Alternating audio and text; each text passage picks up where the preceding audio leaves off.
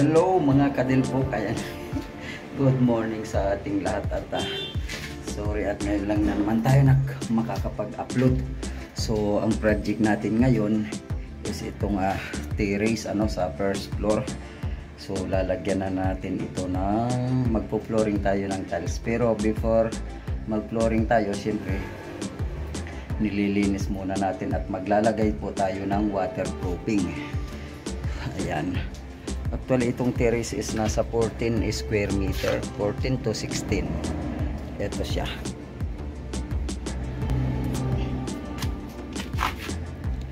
Ayan siya. So, kasi dati, matagal na ito. So, itong corner, nilagyan muna noon para hindi tumulong nilagyan ito ng cement. So, para ma-minimize yung tulo doon sa baba. So ngayon nag-decide na tayo na lagyan natin ng flooring na tiles. So ito nga ang ginagawa po natin, maglalagay tayo ng waterproofing. So pero maya-maya na yon dahil tatapusin muna natin ang paglilinis para malinis siya para sa paglagay ng waterproofing. Ayan. So nagsusulo ako ngayon at Saturday walang makuhang day 4 para tumulong kasi nga may pasok din kahit Saturday yung mga nakukuha nating labor, yung mga dati nating kasama dito. So by Monday siguro at least pag ng araw naman, pag lagyan natin ng waterproofing ngayon hanggang bukas, so sa Lunes pwede na tayong mag flooring. So ayan, pawis na pawis si Dilpok Crow Vlog. So tuloy-tuloy natin ang ating pagtatrabaho. Ginagamitan natin ng parang jackhammer. Nagsisinsil tayo pero gamit ang inko. Ayan. So oh yeah.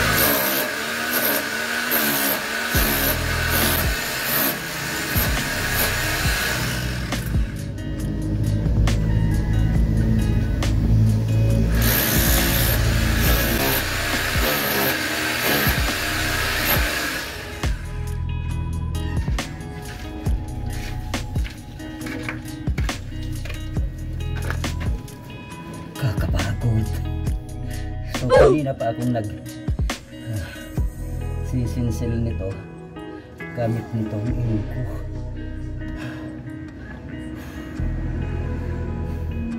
So ayun, abangan natin mamaya pagka nilalagyan na natin ng waterproofing. Ang gamit nating waterproofing ay ang Bibuisil Flexiband. So mamaya ayan nasimulan na natin yung paglagay ng waterproofing. So inuna muna natin itong gilid. Ayan, yung ang importante is itong corner, di ba? Ayan. Actually lahat siguro pero magastos masyado. Tatilesan naman natin yan. So ito yung ginagawa ko. Ay ka. So yan.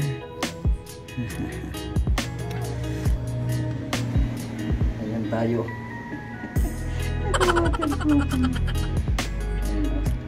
Yung buisin ang natin, yung Flexiband yan. Ayan, magtitimpla ulit tayo.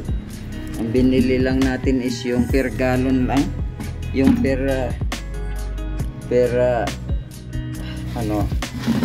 fill or timba is masyado ng marami.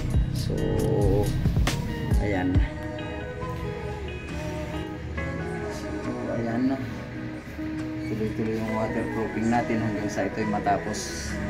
Pero ang video nito ay kasi super init din mag-i-end muna tayo. Ayan.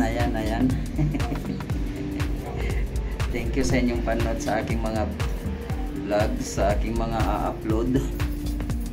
At minsan lang tayo makapag-upload. Dahil nakakalimutan, puro trabaho eh. So ayan, thank you. Sabi nga ng inyong Delpo Crew Vlog Official, saan ka man naroon, mag-ingat po tayo. Bye-bye!